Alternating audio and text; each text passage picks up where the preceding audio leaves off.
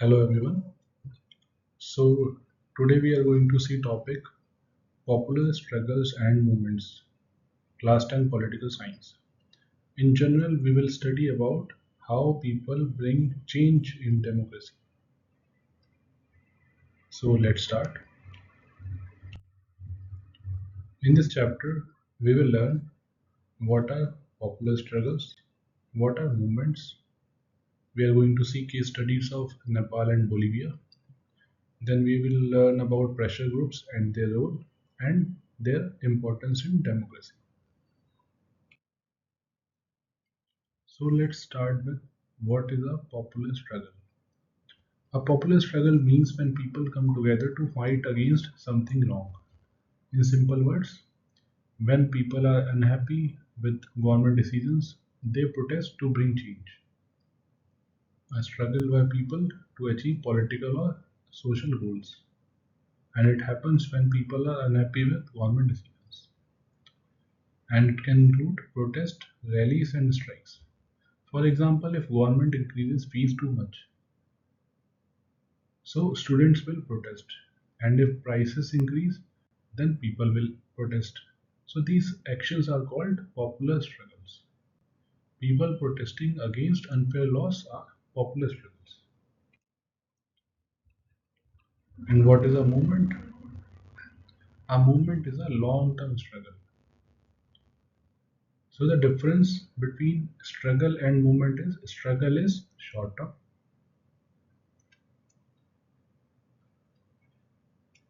struggle is short-term, and movement is long-term and organized. So a movement is a long-term organized effort. It focuses on a specific issue and it involves large number of people. For example, farmers protesting for years or environmental protection movements. So movement continues effort for a change.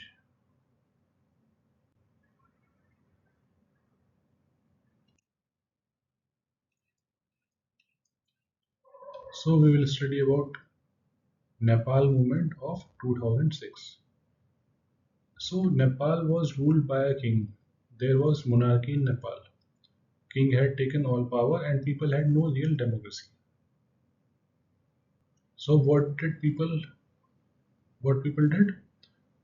Political parties plus citizens started protesting against the king. There were massive demonstrations and strikes. So the king was forced to give up power and democracy was restored. So this shows that people have power and government must listen to its citizens.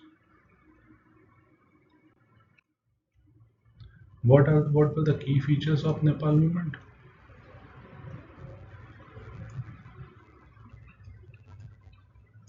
It involved political parties plus people. The protests were peaceful and strikes. There was strong public participation and government had to listen.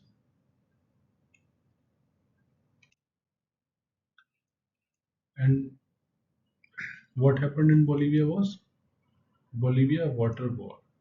So water supply was given to a private company in Bolivia, which caused prices to increase a lot and poor people could not afford water. As you know, water is a basic necessity and if people won't be able to afford water, then obviously protest will happen on a large scale. So large scale public movement was started, strikes happened. Ultimately, government had to cancel the contract and water became affordable again. So this shows that even basic needs like water can become an issue and people can force government to change decisions. So what do we learn from these movements? What do these movements show? Power of democracy, power of people in democracy. Power lies with the people. Government decisions can be challenged. They are not ultimate and they can be challenged because ultimately people make the government and collective action brings change. Unity of people brings change. So democracy works only when people participate. Now, what are pressure groups? A pressure group is a group that tries to influence government decisions. Groups that try to influence government policies are pressure groups. And they do not contest elections and they represent specific interests. So they do not want to form a government. They only want to affect policies of the government through pressure. So they are called pressure groups. Examples of pressure groups are trade unions. Trade unions are basically made of factory workers. Any kind of factory where workers form a union are called trade unions. Then there are business groups, farmers association, students union. Each group represents its own interest. Now let's see types of pressure groups. Pressure groups are of two types: sectional groups, which works for specific interest, and public groups, which works for common good. Workers and farmers come under sectional groups, and environmental groups come for common good because they represent a common problem for everyone. Workers and farmers and students represent a specific cause, so they come under sectional groups. How pressure groups work? So, pressure groups use different methods: protest, campaigns, media, lobbying. Lobbying is basically talking to leaders. So, they try to create pressure on government through these processes. What are the relation of pressure groups with political parties? So some pressure groups are linked to political parties, some are independent, and both influence each other.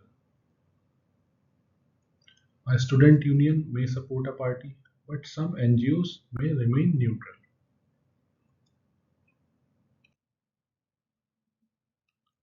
What are the importance of pressure groups in democracy? So pressure groups and movements are very important because they give voice to people, they increase participation of people in democracy, they make government accountable, and they protect rights of citizens through making pressure on the government. So without government, democracy becomes weak. It makes democracy more accountable. Now let's understand difference between pressure groups and political parties. So pressure groups do not contest elections. Political parties contest elections. Pressure groups focus on a specific issue. Political parties focus on broad policies. They influence government and they form government. So what we can conclude from this chapter is democracy is not just elections. It includes many other things. Democracy is not just about voting, it is also about speaking up, participating, demanding rights. It includes popular struggles and movements which keep democracy alive and it brings real change. If there is any kind of problem persisting in the society or it may be related to any government laws, that movements and struggles bring real change in the society. That concludes this chapter. Read through the text material and comment any questions you have. Thank you.